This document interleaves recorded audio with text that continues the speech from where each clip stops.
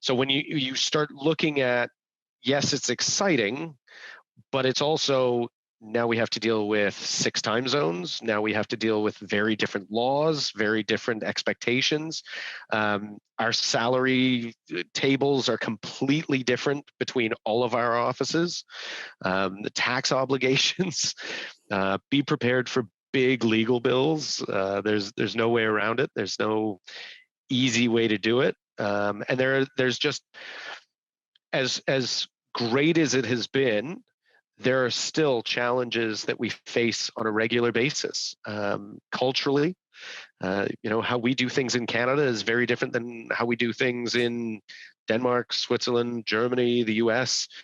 We like to think that we're an international economy, but there are cultural differences, and the way that you approach things is very different. We have different branding in different countries because of what resonates with one client doesn't, or in one country doesn't resonate the same way in another.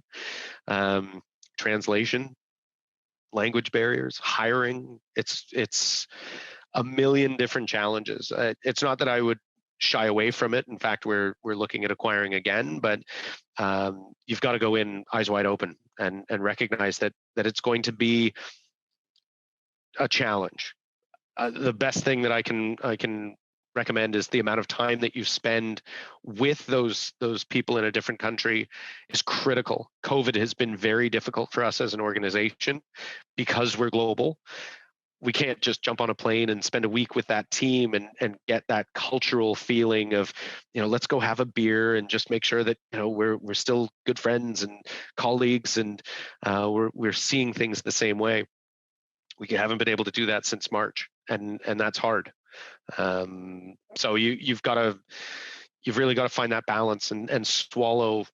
Some days you're feeling, what, I wouldn't do it that way, and you just have to swallow it and say, okay, things are done differently in that country, and that's okay.